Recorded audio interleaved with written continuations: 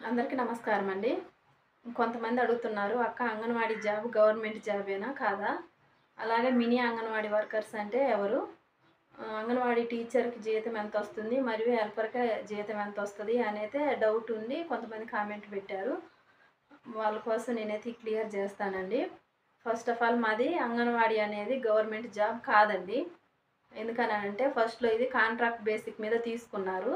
అంటే 5 సంవత్సరాలు అని కాంట్రాక్ట్ బేసిక్ మీద 5 సంవత్సరాలు చేయాలి మీరు అని అప్పుడు తీసుకోవడం జరిగింది స్టార్టింగ్‌లో. తర్వాత వచ్చేసి ఆ 5 సంవత్సరాలని వాళ్ళు పొడిగించుకుంటూ పోవటం జరిగింది. తర్వాత ధర్నాలు చేస్తూ మమ్మల్ని తీసేయొద్దని, మళ్ళా తర్వాత మాకు జీతాలు పెంచాలని, వాళ్ళు పెంచే వర్క్‌ని బట్టి మాకు శాలరీస్ పెంచాలనైతే ధర్నాలు చేస్తూ రావటం జరిగింది.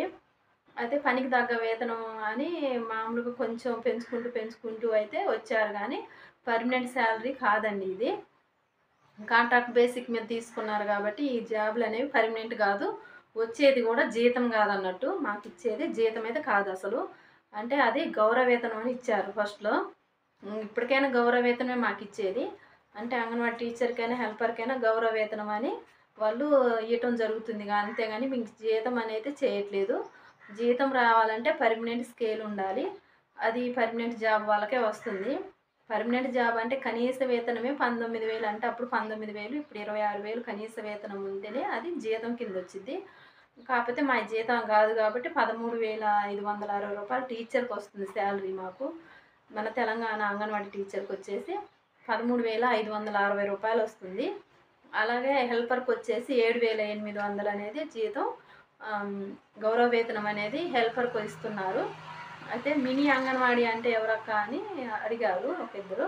మినీ అంగన్వాడీ అననంటే మెయిన్ అంగన్వాడీ అంటేనేమో ఎక్కువ మంది ఉన్న దగ్గర అంగన్వాడీ సెంటర్ పెట్టి అందులోనే టీచర్‌ని, హెల్పర్‌ని పెట్టడం జరుగుతుంది. అంటే ఎక్కువ మంది పిల్లలుంటారు, గర్భిణీ బాలింతలుంటారు, చూసుకోవాలి, వంట చేసుకోవటానికి ఇబ్బందయిద్ది గాబట్టి, ఇద్దరిని పెట్టడం మెయిన్ అంగన్వాడీ కింద తీసుకోవడం జరుగుతుంది. అయితే కొన్ని కుటుంబాలు చాలా దూరాన ఇసిరేసినట్టు, ఎక్కడో కొన్ని కుటుంబాలు ఏదో పని జేసుకుంటూ బ్రతికేవాళ్ళు, ఇట్ట మామూలుగా గుడిసెలేసుకొని ఉండేవాళ్ళు, అలాగా వేరే దగ్గర ఇట్ట ఉంటూ ఉంటారు గదా! అక్కడ ఎక్కువ మంది ఉండరు పిల్లలు. వాళ్ళు ఆ పిల్లలు రావటానికి అక్కడ దగ్గర పట్ల ఏడ అందుబాటులో అంగన్వాడీ సెంటర్‌లు 1 కిలోమీటర్ వరకు గాని ఉండకుండుంటాయి. అలా ఉన్న ఊర్లని, గ్రామాలని చిన్న విలేజ్‌లైనా కొన్ని కుటుంబాలున్నా గానీ, ఆ విలేజ్‌లలో ఏం జేశారంటే, మినీ అంగన్వాడీ అనేది అప్పుడు పెట్టడం జరిగింది. మినీ అంగన్వాడీ అంటే టీచరే మినీ అంగన్వాడీ టీచర్‌గా తీసుకోవటం జరిగింది. కానీ ఆ టీచర్‌కొచ్చే జీతం మాత్రము హెల్పర్ జీతం వస్తది. ఆయమ్మ జీతం వస్తదన్నట్టు. పేరుకే టీచరు. కానీ జీతం మాత్రం 7,800 ఇస్తారు. వర్క్ మాత్రం టీచర్ వర్క్ చేయాలి, హెల్పర్ వర్క్ చేయాలి ఆమెనే.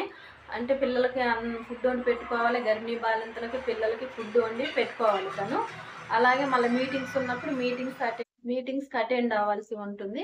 మళ్ళా రిపోర్ట్స్ అన్నీ ఇవ్వాల్సి ఉంటుంది తనే. రికార్డులు మెయింటైన్ చేయాలి, ఆన్‌లైన్ వర్క్ చేయాలి, అన్నీ చేయాలి. జీతం మాత్రం 7,800 ఆయమ్మ జీతం అనేది హెల్పర్‌కొచ్చే జీతం అనేది తీసుకోవాలి. ఫుడ్ వండి పెట్టుకోవాలి, గర్భిణీ బాలింతలకి, పిల్లలకి అన్నీ పెట్టుకోవాలి. మనం అనుకోవచ్చు. మరి స్కూల్లో అన్నం పిల్లలకు వండి పెట్టుకునేదెప్పుడు? మీటింగ్ ఉంటే మీటింగ్‌కెప్పుడెళ్ళాలి అని అనుకోవచ్చు. అసలు ఇక్కడ మా వంతుల కథ చేయరండి. మేడం వల్లే మీటింగ్ ఉంది రావాలి అందరూ అని అంటారు. మరి ఇక్కడ పిల్లల్ని స్కూల్లో పిల్లల్ని వదిలేసి ఎళ్తే ఎలాగా మీటింగ్ అనంటే, మీరు అన్నం వండి పెట్టేసి 12 తర్వాత రండి అని అంటారు. ఉన్నదే మారుమూల గ్రామం. 12 తర్వాత ఎళ్ళాలంటే వాళ్ళకి బస్ సౌకర్యాలుండవు. అస్సలు వీళ్ళు చేసేది మొత్తం మమ్మల్నయితే మామూలుగా ఆడుకోవట్లేదు. ఇలా అనేది ఉంటుంది మినీ వర్కర్‌ది. మెయిన్ వర్కర్‌ది ఇంక టీచర్, హెల్పర్ ఉంటే హెల్పర్ పని హెల్పర్ చేసుకుంటది. టీచర్ పని టీచర్ చేసుకుంటది. ఈ మెయిన్ టీచర్స్ గాని చాలా మందికి హెల్పర్ పోస్టులు మా జిల్లాలో అయితే 63 టీచర్ పోస్టులు ఖాళీగుంటే, హెల్పర్ పోస్టొచ్చి 191 పోస్టు. హెల్పర్సే ఎంతమందున్నారో చూడండి. టీచర్ లేని సెంటర్స్ అయినా పక్క టీచర్ ఇన్‌చార్జ్‌కి జేసి రిపోర్ట్స్ అన్నీ ఇచ్చి చేస్తారు. హెల్పర్ పనే చేసుకుంటది. టీచర్ పని చేయలేరు ఎవరైనా. కానీ టీచర్ మాత్రం హెల్పర్ పని జేయాలి, టీచర్ పని జేయాలి. హెల్పర్ రాయటం, అయన్నీ రిపోర్ట్స్ జేయటం వాళ్ళు చేయలేరు గదా! అందుకోసమని పక్క టీచర్‌కి ఇన్‌చార్జ్ ఇస్తారు. హెల్పర్ పని మాత్రం హెల్పర్ జేసుకుంటారు. అట్లా చానా వేకెన్సీస్ ఉన్నాయి. ఇట్లా మినీలని గాని ఇప్పుడు మెయిన్ అంగన్‌వాడీగా చేశారు. అంటే మెయిన్ అంగన్‌వాడీ చేసి వాళ్ళ జీతము టీచర్ జీతం జేశారన్నట్టు 13,560 వస్తదని చేయటం జరిగింది. సరే మినీ పెట్టినా సరే ఫస్ట్ నుంచి టీచర్ జీతం ఇచ్చి ఇంగా టీచర్ పని, హెల్పర్ పని చేయించినా అదొక బాగుంటది. కానీ మరీ హెల్పర్ జీతం ఇచ్చి టీచర్ పని, హెల్పర్ పని ఇంత దారుణంగా అసలు ఆలోచించి ప్రభుత్వాలు చేస్తాయా? లేదా? అనేదైతే అర్థం కావట్లేదు. ఇలా అనేది మినీ వాళ్ళకి, మెయిన్ వాళ్ళకి తేడా అనేది ఉంటుందండి. అంటే కొద్దిమంది ఉన్న దగ్గర మాత్రమే మినీ టీచర్‌ని పెడతారు. ఆ టీచరు ఒక టీచరే హెల్పర్ లేకోకుండా వాళ్ళందరిని చూసుకోవాలి. ప్రీ స్కూల్ నడుపుకోవాలి. గర్భిణీ బాలింతలకు ఫుడ్ పెట్టుకోవాలి. రిపోర్ట్స్ ఇవ్వాలి. మీటింగ్‌లకి అటెండ్ అవ్వాలి. అదే మినీ అంగన్‌వాడీ కింద ఉంటదన్నట్టు. అది ఎక్కడో దూరంగా ఉన్నప్పుడు ఆ దగ్గర పట్ల అంగన్‌వాడీ సెంటర్స్ లేకపోతే అలాంటి వాళ్ళ కోసం అనేది ఈ ఇలాంటి సెంటర్స్ పెట్టడం జరుగుతుంది. Mini anganwadi centres. అవి తక్కువగానే ఉంటాయి అన్నట్టు. అది మెయిన్ అంగన్‌వాడీ సెంటర్ వచ్చేసి ఇది. జీతం అని అంటారు. జీతం గౌరవ వేతనంగా మాకిచ్చేది. అది గాని మన కేంద్రం పెట్టిన మొత్తానికి కేంద్ర ప్రభుత్వం పెట్టలేదు. మొత్తానికి రాష్ట్ర ప్రభుత్వము ఇవ్వదు. వాళ్ళు సగం, ఈళ్ళు సగం. సగం గాని ఇవ్వదు. కొంత మొత్తంలో కేంద్ర ప్రభుత్వం ఇస్తే, మిగతాది మొత్తము రాష్ట్ర ప్రభుత్వం అనేది జీతం గాని చెరి సగం పంచుకొని, మీరింత ఇయ్యి, మేమింత ఇత్తామని ఏదో వాళ్ళకియ్యాల గౌరవ వేతనం గాబట్టని ఇస్తున్నారు. ఊళ్ళో వర్క్ జూస్తే మాత్రం ఈళ్ళకి పర్మనెంట్ అయ్యి, ఈళ్ళకి సాలరీ చాలా వస్తుందని అనుకుంటారు. ఏదో అంగన్వాడీ అని కాకుండా ఆలోచిస్తే తెలుస్తుందండి. అంగన్వాడీ టీచర్స్ ఎన్ని వర్కులు జేస్తున్నారు. ఎక్కడైనా అంగన్వాడీ టీచర్స్ కనిపిస్తూనే ఉన్నారు గదా! ఇన్ని వర్కులు చేస్తున్నా గాని ప్రభుత్వాలకు మాత్రం జీతాలు పెంచడానికి ఎలాంటి అసలు వీళ్ళు ఆలోచన లేదు. అసలు గుర్తుకు రావట్లేదు. వర్క్ చెప్పడానికి మాత్రమే గుర్తొస్తారు. ఫస్ట్‌లో గౌరవ వేతనం అన్నారు. ఫస్ట్‌లో ఈ చేయటం గాని హాఫ్ డే స్కూల్సే ఉండేవి. అంటే ఫస్ట్‌లో మధ్యాహ్నం వరకే బెట్టి వాళ్ళకి భోజనం బెట్టి పంపీయడం జరిగింది. ఇట్లా ఉండంగా 2 పూట్ల బడులు పెడుతున్నాం గదా! అప్పుడు 2 పూట్ల పెట్టినాక గాని పర్మనెంట్ లేదు. జీతం పెంచేది లేదు.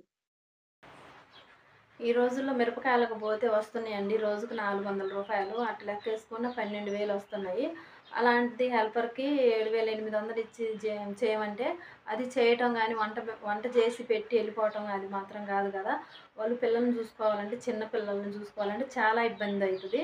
ఎందుకంటే పిల్లలు టాయిలెట్‌కి పోయిన చిన్న పిల్లల్ని చూసుకోవాలంటే చాలా ఇబ్బందండి. పెద్ద పిల్లలన్నా అయితే మనం చెప్పినట్టు వింటారు. చిన్న పిల్లలు వినరు గదా! వాళ్ళు టాయిలెట్ వచ్చేది గూడా చెప్పరు కొంతమంది. వాళ్ళు టాయిలెట్‌కి పోయినా గాని మనం అసలు రూమ్ గూడా ఒక్కోసారి ఖరాబయినా మనం కడుక్కోవాల్సి ఉంటుంది. అది ఒక వెట్టి చాకిరీ లాగానే ఉంటుందండి పిల్లలకి చేసే పననేది. ఆయమ్మ ఉన్నా లేకపోయినా ఆయమ్మ లేనప్పుడు ఆమె లీవ్‌లో ఉన్నప్పుడైనా మేమేం జేయాలి, ఆమెనే జేయాలి. చిన్న పిల్లలు టాయిలెట్‌కనేది డైలీ ఒక్కళ్ళైనా పోతుంటారు. ఇలాంటి చాకిరీ చేసినప్పుడు అంగన్వాడీలని గాని గుర్తుంచుకొని ప్రభుత్వాలైనా గాని శాలరీస్ పెంచి ఉంటే బాగుంటుంది.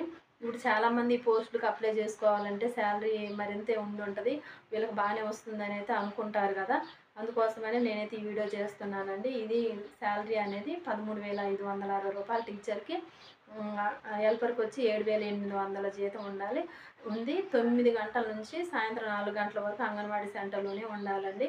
మధ్యలో ఎటు ఎళ్ళటానికి లేదు. ఒక్కళ్ళెళ్ళినా గానీ పిల్లల్ని కంపల్సరీ ఒకళ్ళే చూసుకోవాలి గాబట్టి, ఒకళ్ళ టీచర్ మీటింగ్‌కి పోయినా ఆయా మధ్యలో ఎటూ ఎళ్ళే పని లేదు. ఒక్కరోజు స్కూల్ పెట్టకపోయినా గానీ, ఏదో సీసీ కెమెరాలు పెట్టండి, అది పెట్టండి, ఇది పెట్టండి అని అంటున్నారు కదా! సీసీ కెమెరా ఒకటి పెట్టాల్సిన అవసరం లేదండి. ఊళ్ళో ఉన్న అందరి కళ్ళు సీసీ కెమెరాలానే పనిచేస్తాయి. ఎందుకనంటే పిల్లల్ని సరిగ్గా చూసుకోకపోయినా, సెంటర్ నడపకపోయినా గానీ మొహం పట్టుకొని అడుగుతారు. మీరు ఇయాల బడి పెట్టలేదేందని మొహం పట్టుకొని అడుగుతారు. వాళ్ళకి సమాధానం చెప్పాల్సిన అవసరం మాకు ఊళ్ళో ఉన్నోళ్ళకి మాకుంటుంది కాబట్టి, అంగన్వాడీ టీచర్స్ అందరూ సక్రమంగానే నిర్వహిస్తారండి. ఈ ప్రభుత్వాలు గానీ సక్రమంగా చేయించుకున్నప్పుడు శాలరీలు గానీ కరెక్ట్‌గా ఏసే శాలరీలు గానీ కరెక్ట్ టయానికి ఎయ్యరండి. ఒకటో తారీఖు చాలామంది ఎన్నో కట్టుకోవాలి ఈఎంఐలు గానీ అయ్యి ఎన్నో ఉంటాయి. కానీ అదొచ్చేసరికి 28, 26 అలా ఏస్తారు. ఒక్కోసారి 30వ తారీఖు గానీ ఏస్తారు. ఈ నెలది వచ్చే నెల గానీ ఏస్తుంటారన్నట్టు. ఇలా గాకుండా ఇచ్చేదైనా సక్రమంగా ఇచ్చి అలాగే జీతం పెంచితే బాగుంటుంది. ఇలా వెట్టి చాకిరీ చేయించుకోవటం ఇంతమంది ఇన్ని ధర్నాలు చేస్తున్నా గానీ పట్టించుకోకోకుండా ఇలా చేయటం అనేది అసలు ఏం బాగోలేదు. అంగన్వాడీల జీతాలు ఇప్పటికైనా మమ్మల్ని సపోర్ట్ చేస్తారని అందరూ దాదాపుగా అంగన్వాడీ టీచర్ వర్క్ అనేది అందరికీ తెలుసండి. గ్రామాలలో ఉన్న వాళ్ళకైతే అంగన్వాడీ టీచర్ వర్క్ ఎలా చేస్తుంది ఏందనేది తెలుస్తూనే ఉంటుంది. సరే పిల్లల్ని దగ్గర తక్కువ మంది ఉన్నా గానీ ఆన్‌లైన్ వర్క్, ఆఫ్‌లైన్ వర్క్ ఎన్ని వర్కులు ఉంటాయండి మాకైతే.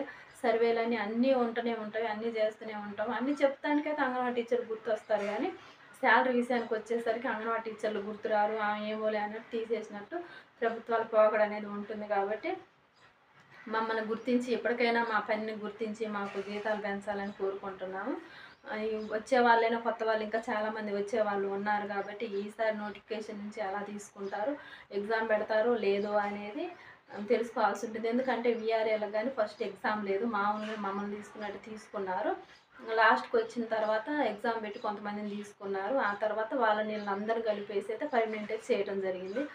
మరి అలాగే ఇప్పుడు వచ్చే నోటిఫికేషన్ ఒకవేళ ఎగ్జామ్ పెడితేనే పర్మనెంట్ చేస్తారండి శాలరీస్ నాకు తెలిసి.